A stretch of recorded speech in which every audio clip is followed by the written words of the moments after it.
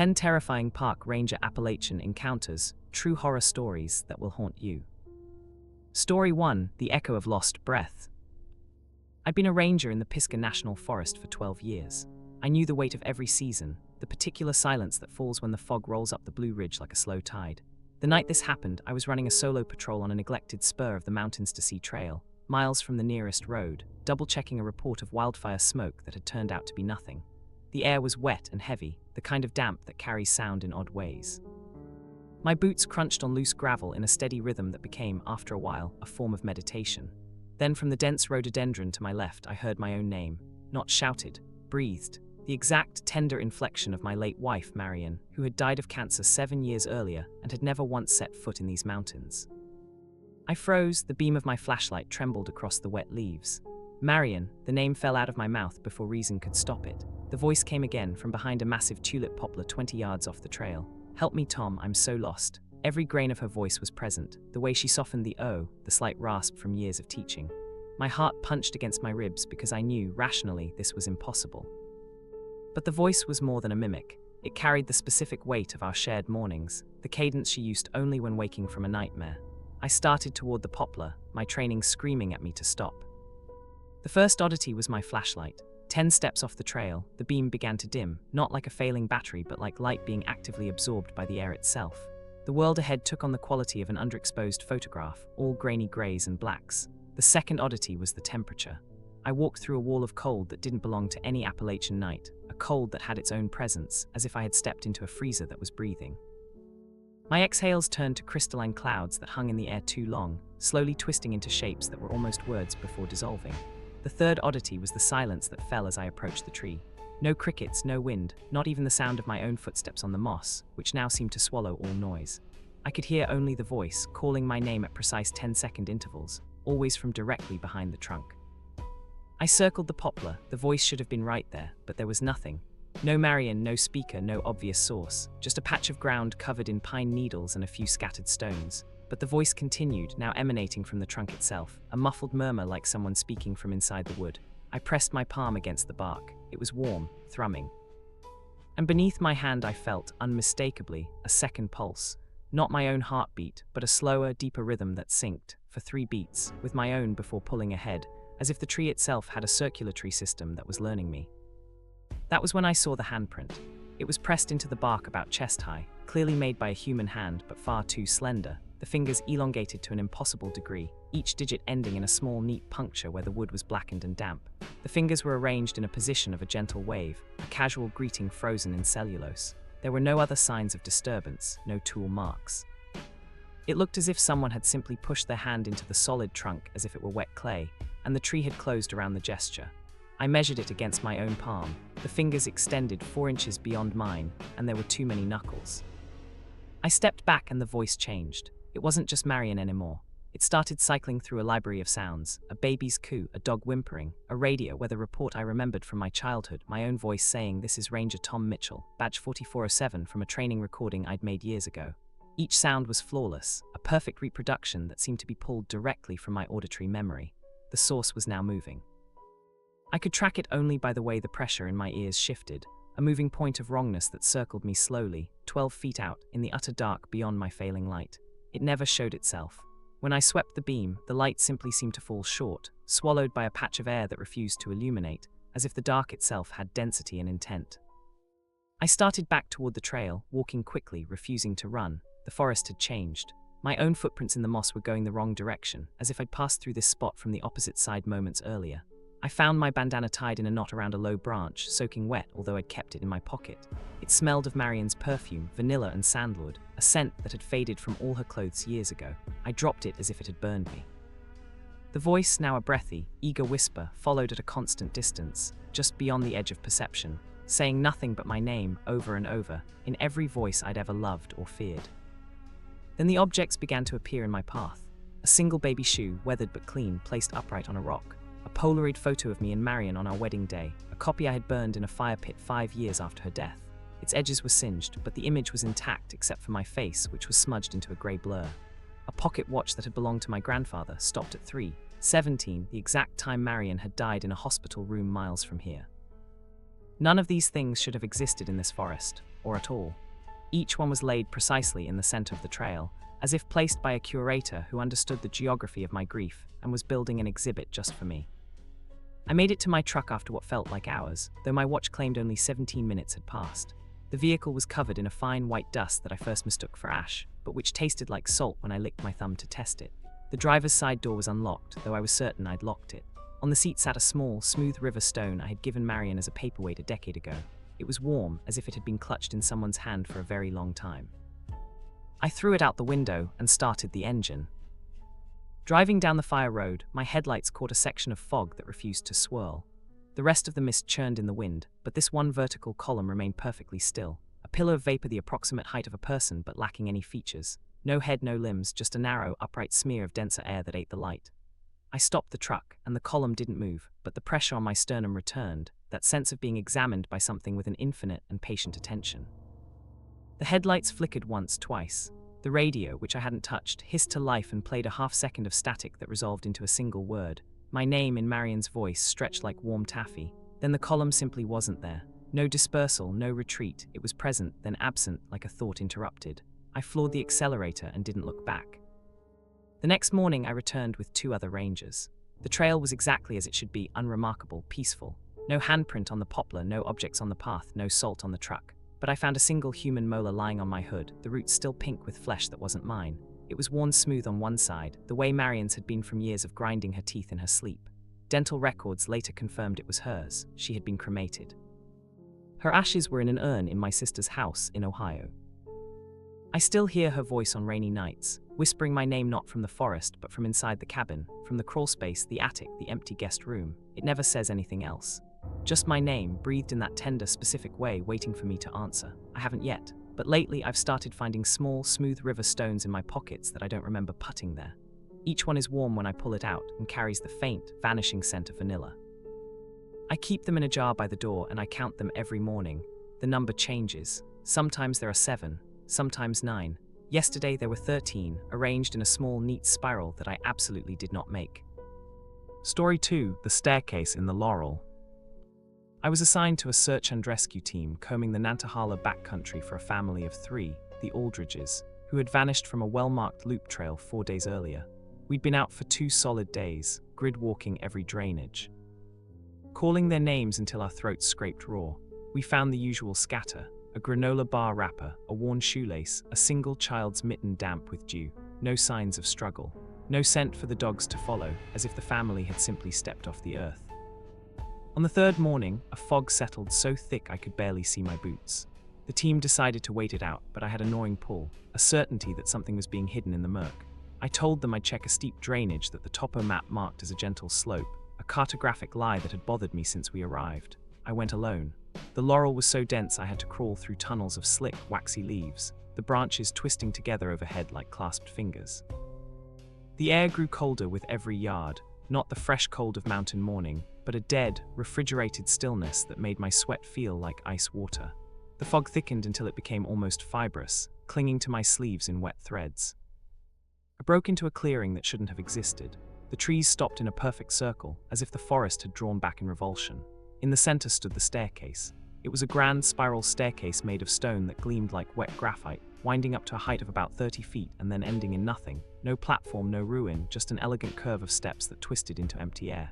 The stone was dark, veined with faint silver lines that shifted when I looked at them directly.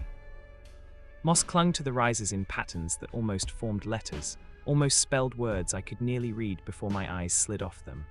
The whole structure was impossibly clean, as if it had been built that morning, yet the carvings on the banister were worn smooth by the touch of countless hands over centuries. I radioed base, but the handset emitted only a thick, buzzing static that pulsed in a slow, rhythmic beat, lub-dub like a heart. I should have waited for the team. I should have turned back. But the staircase exerted a pull, a deep, resonant invitation that bypassed my brain and spoke directly to my legs. I approached. The air around it was silent in a way the forest shouldn't be. No birds, no insects, just a pressure that made my ears pop and my eyes water. I touched the banister. It was warm, like skin, and I felt a faint pulse beneath my palm that matched the static on the radio. I took the first step. The stone absorbed the sound of my boot completely. The second step was the same, and by the third I realized I couldn't hear anything at all. Not my breathing, not my heartbeat, just a high, faint ringing like the echo of a struck bell. The light changed as I climbed, growing older and more yellow as if I were walking backward into a sepia photograph. The air thickened, pressing against me like deep water, and I had to force each step.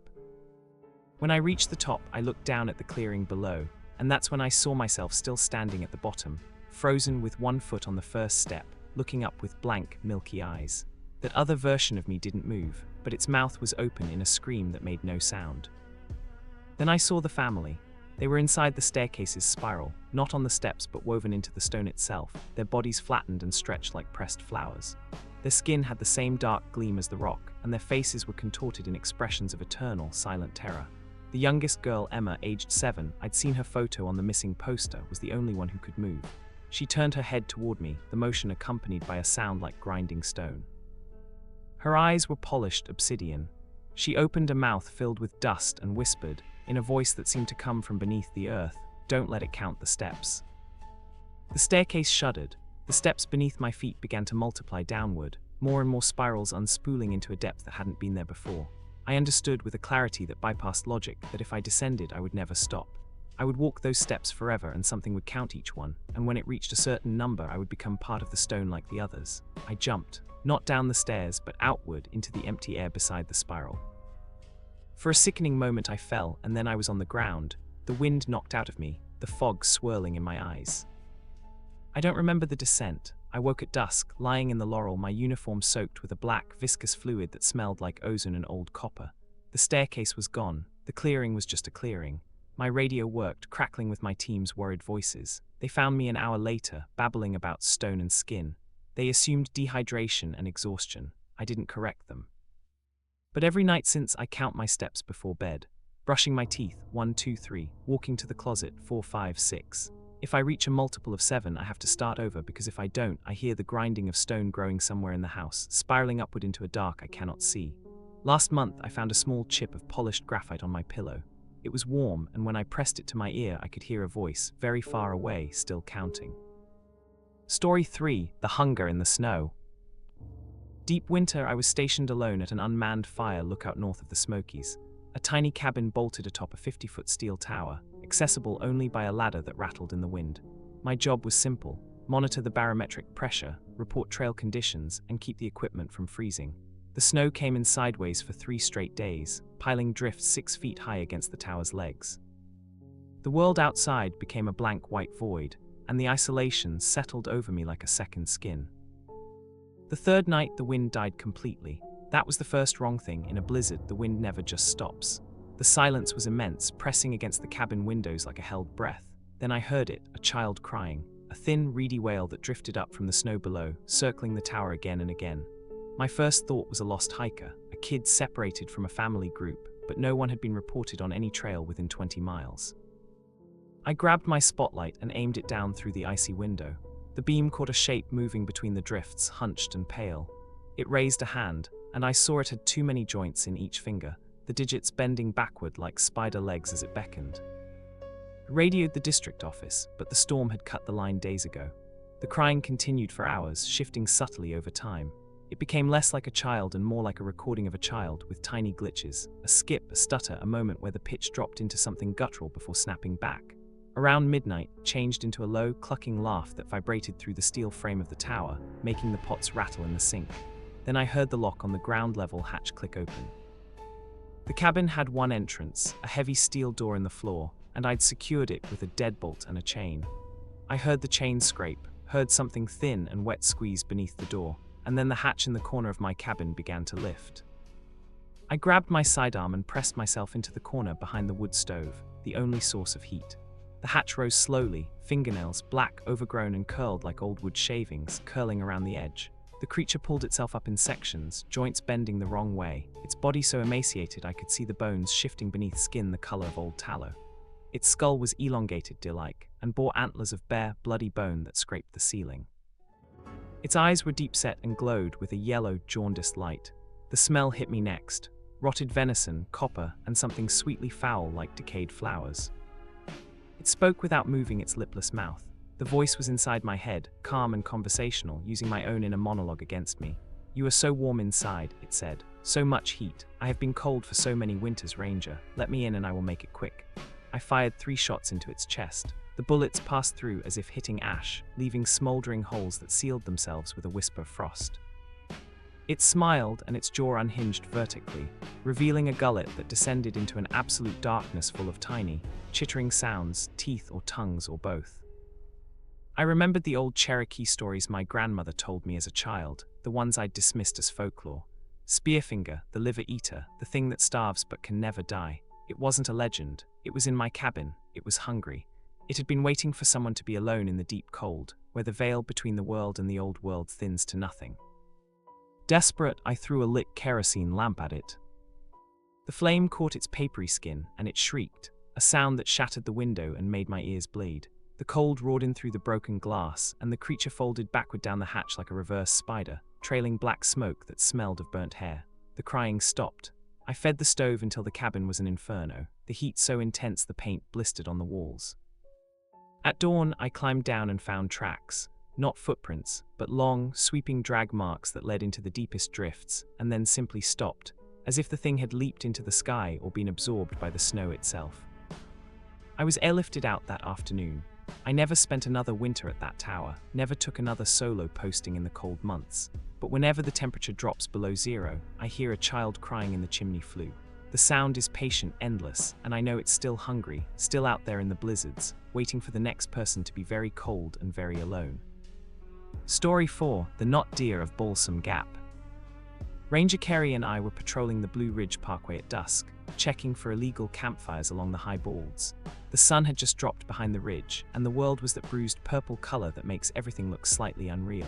We rounded a curve near Balsam Gap and saw a deer standing in the middle of the road. A white-tailed buck, young, with nubs of antlers just beginning to curl. Kerry slowed the truck, expecting the animal to bolt. It didn't. It stood completely motionless, head down, legs locked so straight they looked like stilts. Kerry killed the engine, and we sat there in the sudden quiet, watching. "Come on, move," Kerry muttered. The deer didn't move. A full minute passed. The air in the truck grew thick and cold, and my skin began to crawl for reasons I couldn't name. Then the deer lifted its head, and my stomach dropped through the floorboard. Its face was wrong. There were no eyes, just smooth, fur-covered hollows where eyes should have been. No nose, only a flat, featureless expanse. And its mouth wasn't horizontal. It ran vertically, a zipper of pale gum tissue that twitched in a rhythm that had nothing to do with breathing. "One of those things," Kerry whispered. We'd heard the stories, the kind of tales passed around at the station late at night when the coffee was too strong and the wind was howling. The not-deer, a mimic that lives in the high country, a creature that looks almost exactly like a deer but is. The joints bend forward instead of back, the neck can turn full circle. The face is a blank, smooth mask with no features except that vertical mouth, and it doesn't run from humans, it watches, it waits. It sometimes follows. The thing took a step toward the truck. Its knee cracked in the opposite direction, a sound like a green branch snapping, and I saw its leg bend backward at the joint. I told Kerry to drive. He turned the key. The engine clicked once and died. The dashboard lights flickered, and the radio emitted a low, pulsing hum that seemed to match the twitch of the creature's mouth. The not-deer walked closer, its head swiveling on that too long neck, turning upside down like an owl's, so the vertical mouth was now gaped at us from below. Its gait was wrong, too fluid, too deliberate, each step placed with a dancer's precision. Kerry screamed. He had served 2 tours in the desert, walked through IED craters without flinching, but this thing broke something in him. The not-deer stood on its hind legs, its body elongating with a series of wet pops, the fur sloughing off in patches to reveal raw pink muscle underneath. It pressed its faceless head against my window. The glass fogged from its breath, a sickly sweet, formaldehyde stink, and in the reflection of the glass I saw my own face, except my reflection was changing. The eyes were sinking, smoothing over. The mouth was pulling vertical. It wasn't just looking at me, it was showing me what I would become if it touched me, absorbing me into its own wrongness. I scrambled for the flare gun under the seat, the one we carried for signaling. I cracked the window just enough to wedge the barrel out and fired directly into its chest. The red magnesium light exploded against its flesh, and the creature staggered back, a sound tearing out of it like a dial-up modem twisted into a scream. In the flare's dying light, I saw the tree line, dozens of them. A whole herd of not-deer, all standing on 2 legs, all turned toward us with those voided faces. They had been there the whole time, motionless and watching. The truck's engine roared back to life, and Kerry floored the accelerator. The tires spun on the frost before catching, and we shot forward. In the rearview mirror, I watched the herd melt back into the shadows. They lowered themselves onto all fours, limbs bending back into a mockery of normal anatomy, and became ordinary white-tailed deer again. But their heads tracked us as we drove, swiveling a few seconds too long, following us until the road curved and they were gone. We never spoke of it directly. What was there to say? 2 weeks later, Kerry walked into the forest on his day off and never came out. Search teams found his uniform folded neatly beside a pile of deer bones, picked clean. The skulls had no eye sockets, just smooth, furred-over hollows where the eyes should have been. I transferred to a desk job in Asheville the following month. But I still see them sometimes, in the deer that stand too still at the edge of the highway, in the ones that don't run when you honk, and I never, ever look at their faces. Story 5: The Loop on Linville Gorge. I hiked the same 10-mile loop through Linville Gorge every Wednesday to monitor erosion and maintain trail markers. It was a routine burned so deeply into my muscle memory that I could walk it with my eyes closed, namming every split boulder and twisted root. One October afternoon, I set out under clear sky, my pack light, my mind already halfway to dinner. The trail felt normal for the first mile. Then the light began to change. It was subtle at first. The shadows stretched in directions that didn't match the sun's position, pooling to the east when the afternoon sun was clearly in the west. The color of the forest drained, becoming flat and washed out like an old photograph left too long in a window. I passed the split boulder with the quartz vein shaped like a chicken, a landmark I'd seen 100 times. Then I passed it again 10 minutes later, approaching from the wrong direction. Then a third time, then a fourth. I stopped, forcing myself to breathe, to think. I pulled out my compass. The needle spun lazily, never settling. My GPS showed me standing in 3 different locations simultaneously, the coordinates flickering between latitudes that were miles apart. I started finding objects on the trail, my own bandana tied in a knot around a low branch, soaking wet although my canteen hadn't leaked. A fresh boot print in the mud that matched my tread, pointing the opposite direction. A half-eaten apple core, still crisp and white where I'd bitten it 20 minutes earlier. I was walking in my own footsteps, but a version of me that was slightly ahead, or slightly behind, or slightly to the left of reality. Then I saw him, about 100 yards down the trail, a figure walking with my gait, wearing my pack, my jacket. I yelled. The figure stopped, turned, and I saw my own face staring back, but older, hollow-cheeked, with a wild grey beard and eyes that held the exhausted terror of someone who had been walking for decades. My doppelganger raised a hand and pointed not at me, but at something off the trail. I followed the gesture and saw another version of myself, this one crouched and weeping, rocking back and forth with his hands clamped over his ears. Farther down, another lay curled in a fetal position on a bed of leaves, covered in frost as if he'd been dead for months. Farther still, a version of me in a uniform from the 1970s was pounding silently on an invisible wall, his mouth a black O of eternal scream. The loop was not a loop, it was a spiral. An intersection where time had collapsed, where every version of me that had ever entered or would ever enter this trail existed simultaneously, trapped like insects in amber. The air hummed with a deep, resonant tone like a plucked cello string, and I looked up. Above the gorge, hovering in the purple sky, was the thing that curated this nightmare. It was vast and translucent, like a jellyfish made of aurora light, its body pulsing with slow, hypnotic rhythms. Long tendrils of glowing fog descended from its bell, dipping into the earth at various points along the trail, and wherever they touched, time buckled and looped. It was feeding, drawing up the fear, the confusion, the despair of every soul caught in its net. I ran until my lungs burned and my vision swam. Passing frozen tableaus of other trapped hikers. A young woman in 1920s hiking attire, her mouth open mid-scream, a rat snake coiled around her ankle that never struck. A settler with an axe lodged in his own leg, his face a mask of eternal surprise. My own supervisor, Ranger Michaels, who had disappeared in 1998, pressed against a tree with his hands out as if trying to push through solid rock. None of them saw me. They were all still living their last moments, over and over, forever. I don't know how I broke out. One moment I was running through that grey, timeless forest, and the next I was crashing through a membrane of cold static and tumbling onto the gravel of the parking lot. My truck was there, but it was covered in a year's worth of leaves and pine needles. The sun was setting on a date I'd later learn was 11 months after I'd started that Wednesday hike. My beard was full, my clothes rotted on my body, and I had frostbite on 3 fingers despite it being late summer. To me, it had been less than an hour. They found me malnourished, raving about loops and jellyfish. The official report said I'd gotten lost, suffered exposure, lost track of time. I didn't argue, but every night at exactly 3:03 a.m. I wake up to the sound of footsteps on the roof. My own footsteps, walking in slow, desperate circles. Somewhere a version of me is still out there on that trail, still looping, still trying to find the way out. And sometimes, when I look at the sky just after sunset, I see a faint ripple of aurora light above the gorge, and I know the thing is still feeding. Story 6: The Faces in the Blaze. The wildfire on Old Black Mountain was the worst I'd seen in 15 years of firefighting. It swept up the east face with a roar that sounded like a freight train filled with screams, the flames leaping from crown to crown faster than a man could run. I was on the firebreak crew, digging trenches through the night, my face wrapped in a wet bandana, the air so hot it singed my eyelashes every time I looked up. The smoke was the first thing that struck me as wrong. It wasn't normal wildfire smoke, the grey-white churn of burning pine and oak. This was thick and black, almost oily, and it moved against the wind. While the breeze pushed east, the smoke coiled into pillars that held their shape for seconds too long, drifting independently, almost purposefully. Inside those pillars, I started seeing them. Faces. Faces made of ash and ember, mouths open in silent wails, eyes that were just deeper voids in the swirling grey. I blinked and tried to clear my vision, but they remained. My crew chief, a veteran named Holtz, saw them too. He was a hard man, 53 years old, who had fought fires from California to Florida and had no patience for ghost stories. But when he looked into that smoke, his face went slack. He crossed himself, I'd never seen him do that, and muttered, "Smoke devils." I wanted to laugh it off, but then one of the faces turned toward me directly.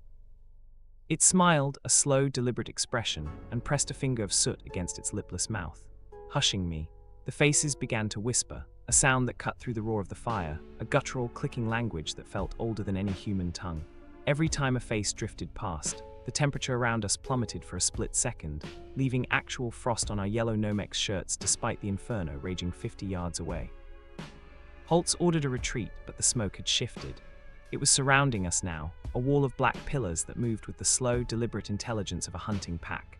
The faces thickened, becoming a crowd, a choir of insubstantial bodies that pushed us not away from the flames but deeper into the core, where the fire burned blue and silent, consuming the oxygen so efficiently that the world became a vacuum. I saw Holtz step into a drift of smoke. The faces surged around him, grasping with ethereal fingers that left no mark on his suit but made him convulse. He screamed once, just my name, Donovan, and then his suit emptied. The fabric collapsed inward, the helmet clattering to the charred ground, the gloves still holding their shape for a moment before crumpling. Whatever had been inside was gone, pulled out through the mouth or the eyes or somewhere else entirely. The faces turned toward me, and I saw Holtz's face now among them. His expression was one of endless, silent agony, his mouth stretched wide in a scream that made no sound. The other faces parted to make room for him in their front row, welcoming him to the choir. I dropped my fire shelter, abandoned my tool, and just bolted. I crashed through burning scrub, feeling my skin blister through the suit, the faces following in a billowing wave of ash and teeth. They whispered my name now, in Holtz's voice, over and over, promising warmth, promising an end to the running. I broke through a creek bed and plunged into shallow, muddy water. The steam that rose where my body hit the surface formed one final face, huge, towering 10 feet above me, its features shifting between Holtz and something much older, much hungrier. It leaned down, and I felt my lungs fill with scalding vapor. "You'll carry us out," it said, in a voice that rattled my teeth. Then it dissipated into the night air. I was airlifted out an hour later with second-degree burns and smoke inhalation. Holtz's body was never found. The official report said he'd been caught in a flashover, consumed so completely that nothing remained. I know better. And now whenever I see smoke from a campfire, a chimney, a cigarette, I see tiny faces forming in the curls of grey. I hear Holtz's voice, very faint, begging me to come back to the mountain to join the choir. Sometimes, when the wind blows the smoke just right against my window at home, I see the print of his hand in soot, and I know the fire didn't consume him. It collected him, and it's still collecting. Story 7: The Crawling Dark of Devil's Chimney. A routine geology survey led me and my colleague, Dana, to map a previously sealed sinkhole in a remote corner of the Jefferson National Forest, a place the locals called Devil's Chimney. The entrance was a narrow fissure in a limestone bluff, barely 3 feet across, exhaling a constant plume of air so cold it formed mist even in August. The sound that came from that hole was not wind. It was a low, rhythmic exhalation, like something vast breathing in its sleep. We rappelled 70 feet into total darkness, our headlamps cutting the black in thin, inadequate beams. The shaft opened into a cathedral-like chamber, the ceiling soaring 50 feet above us, the walls covered in ancient petroglyphs. I'd seen native rock art before, but nothing like this. Spiral after spiral, stick figures with antlers, and a recurring image carved with obsessive repetition. A tall, thin being with no eyes and a distended belly, its arms ending in clusters of writhing lines. Surrounding it, smaller figures lay prostrate, their stick bodies flattened as if crushed. The art wasn't painted. It was carved into the living rock with a precision that left the edges still razor-sharp after what later carbon dating would suggest was over 12,000 years. Dana's headlamp flickered, then mine. The temperature dropped further, and our exhales crystallized into clouds that drifted toward the far end of the chamber as if being inhaled. Then we heard it, a wet, dragging scrape, like a slug the size of a man pulling itself across stone. Our light steadied just long enough to see something emerge from a tunnel at the chamber's far end. It wasn't an animal. It was darkness, a solid, three-dimensional shadow that absorbed our headlamp beams entirely, leaving a space in the world where light simply ceased to exist. It had a vaguely humanoid outline, but its proportions were wrong in ways that made my eyes ache. Arms too long, bending at multiple elbows, ending in clusters of probing tendrils that moved with independent, searching motions. Where its face should have been, there was only a smooth, featureless dome that turned toward us with a horrible, unmistakable intelligence. It didn't walk, it flowed, ignoring gravity and friction, spreading across the cave floor like spilled oil. Dana was closer. The dark touched her boot, and I watched the leather turn grey, crack, and crumble to dust in the space of a heartbeat. She screamed and grabbed for the rope, but the shadow rose like a tide and enveloped her legs. The sound that followed was not a scream. It was a dry, brittle crunching, like 1,000 insect carapaces breaking at once. Dana's torso rose out of the shadow for a moment, her arms still reaching for the rope, her mouth open. No sound came out. Her eyes had been replaced, not gouged, but replaced by two small, writhing spirals of that same crawling darkness. She smiled at me, a beatific, empty smile, and said in a voice that was not hers, "The hollow ones welcome you, there is so much room inside." I pulled my ascenders and hauled myself up the rope so fast the friction stripped the skin from my palms. The shadow followed, spreading up the walls in veins of liquid obsidian, pulsing with a rhythm that I now recognized, the same rhythm as the breathing from the fissure, the heartbeat of something vast and ancient sleeping beneath the mountain. As I neared the surface, I looked down one last time. The entire chamber was now a churning sea of that living darkness, and in its depths I saw faces. Hundreds of them, human faces, animal faces, faces that were neither, all of them smiling that same hollow, welcoming smile. Some of them I recognized from missing persons posters pinned to the ranger station bulletin board. I made it to the surface and collapsed the entrance with a slab of limestone I levered loose with my bare hands. The Park Service sealed it with concrete a week later, listing the site as a dangerous geological instability. They never found Dana's body. The official report said she fell into an unexplored shaft and was lost. I know better. Sometimes when I hike near that ridge, I feel a vibration under my feet, a slow, contented heartbeat. The thing beneath the mountain is still there, still breathing, still crawling through the deep dark, and it is still hungry. Story 8: The Whistler of Chestnut Hollow. Night patrol along an abandoned logging road in Cherokee National Forest was supposed to be a quiet shift, a chance to drink coffee, check for poachers, and listen to the owls. I'd done it 100 times. That night the moon was full and low, painting the gravel road in silver and ink-black shadows. About 2 miles in, I heard whistling. It wasn't a bird, it was a tune, a repetitive 6-note phrase that warbled slightly at the end, like a poorly tuned flute played by someone who had been practicing the same melody for a very long time. It came from the ridge above me. I stopped listening. A moment later, it came from the creek below. Then, as I turned my head, it came from directly behind my left ear, so close I felt a puff of cold, sour air. I spun, flashlight raised, and caught a glimpse of something slipping behind a hemlock.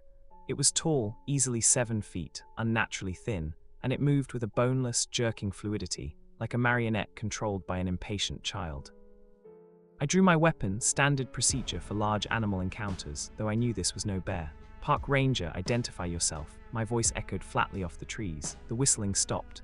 In the silence that followed, I heard a wet, clicking chuckle, the sound of a tongue working against teeth that were too numerous.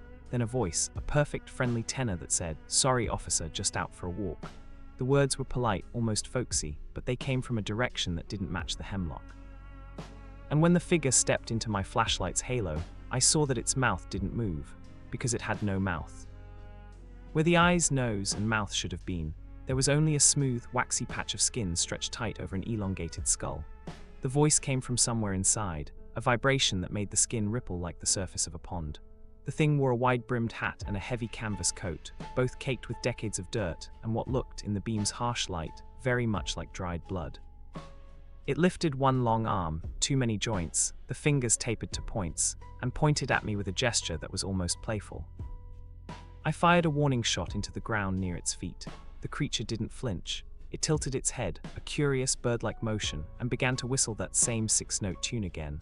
The sound burrowed into my ears, bypassing my eardrums, drilling directly into my brain. My vision swam, and I saw scenes that were not my own. A young woman in a 1920s dress, running through these same woods, her mouth open in a scream I couldn't hear, the whistler stepping out from behind a tree and plucking her up like a doll. A ranger in the 1960s, wearing the old-style uniform, found hanging upside down from a sycamore, his throat opened and his tongue removed, placed carefully in his shirt pocket like a folded handkerchief. A child in the 1980s, a boy who'd wandered from a campsite, sitting on a log with a vacant smile, while the whistler knelt before him, carefully, almost tenderly, extracting his voice as a shimmering thread of sound. It collected voices. That was the revelation that cut through the fog. Every voice it had ever taken became part of its repertoire, and it was always looking to expand the collection. I realized I'd been backing up and was now off the road, tangled in a thicket of blackberry brambles. The whistler advanced, each step deliberate, its blank face rippling with the muffled sounds of all the voices it had stolen. I could hear them now, faintly, layered beneath the whistling, screams, pleas, lullabies, all distorted into that same six-note melody. My radio emitted only a screaming static. I was alone. In desperation, I remembered a story an old supervisor had once told me, late at night over whiskey, a folk remedy he'd heard from his grandmother. If you meet the whistler, break the tune, it can't stand a broken melody. I had nothing to lose. I opened my mouth and started screaming an off-key version of You Are My Sunshine, clashing every note, throwing in wrong syllables, making a deliberate, horrible noise. The whistler stopped.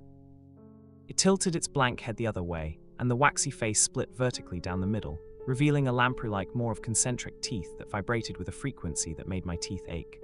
The sound it made was rage distilled into a single, ultrasonic shriek, but it didn't attack. It took one step back, then two, and then impossibly folded itself backward into the trunk of the hemlock, its body compressing into the bark like a man slipping through a curtain, and then it was gone. I was found in the morning, hoarse and catatonic, still clutching my sidearm. They said exposure, exhaustion, maybe a bad batch of coffee. I let them believe that, but I still hear that six-note tune in the wind, in the creak of my floorboards, in the hum of the refrigerator. I've learned to sing, badly, deliberately off-key, a desperate playlist of broken melodies that I cycle through whenever the whistling starts. I know that if I ever forget, if I ever let the whistler's song play uninterrupted for too long, it will come back to finish the collection with my voice. And I have a very nice voice. It told me so. Story 9: The Squeeze Between the Trees. I'm a research ecologist, not a ranger, but the Jefferson National Forest had a problem that fell into my strange niche of expertise. A cluster of disappearances spanning 6 decades, all centered on a half-mile radius of 2 ancient white oaks. 7 people, from a berry picker in 1952 to a graduate student in 2014, had walked into that patch of woods and never walked out. In each case, the only thing left behind was a single shoe, or a pair of glasses, or once a wedding ring, placed neatly on the moss in the narrow gap between 2 massive oaks that grew so close together their trunks almost touched. The space between them was about 18 inches wide. The locals called it the squeeze. I set up a full research camp, trail cameras, motion sensors, seismograph, even an infrasound detector. For 3 nights, nothing. The forest was perfectly ordinary, almost aggressively normal. On the 4th night, the seismograph went wild at exactly 2:12 a.m., recording a deep, rhythmic vibration, a pulse like a massive heartbeat coming from somewhere far underground. The trees themselves were vibrating in sympathy, their leaves rustling in a pattern that matched the beat. I grabbed my high-beam lantern and rushed to the site. The gap between the oaks was wider now. Not metaphorically, physically, measurably wider, almost 3 feet across. The air inside the gap shimmered like a heat mirage, except it was cold, radiating a chill I could feel from 10 paces away. I shined my lantern into the gap, and I did not see the forest on the other side. I saw a grey, flat plain stretching to an infinite horizon under sky that was not dark but not light, a kind of negative illumination, a glowing absence. And on that plain, figures walked. Human-shaped but stretched, elongated, their limbs too long and their heads too small, moving in a slow, endless procession that wound toward a distant point I could not see. One of the figures turned. I recognized his face from a missing persons poster I'd tacked to my cabin wall. Thomas Weller, aged 12, vanished in 1972 while hiking with his father. He still looked 12, but his expression was blank, dreaming, utterly peaceful. He opened his mouth and a voice emerged, not from him, but from the ground beneath my feet. From the trees around me, from the air itself. "There is room," it said. "Step in, the long walk needs you. You have been walking toward this gap your entire life." I felt a pull, not physical, existential. A deep swelling certainty that my life on this side of the gap was a pale shadow, a waiting room, and the only real truth, the only real belonging, lay in that grey procession. I stepped forward without meaning to. My boot touched the moss between the oaks, and the shimmer wrapped around my ankle with a grip that was cold and terrifyingly loving. It began to pull me in, not violently but patiently, like water wearing down stone. I looked down and saw my leg on the other side of the gap. It was already changing, thinner, grayer, the fabric of my pants fading to a colorless weave I didn't recognize. In the procession, I saw a new figure slot into place. It was me, my own face, serene and empty, already walking, already part of the long walk.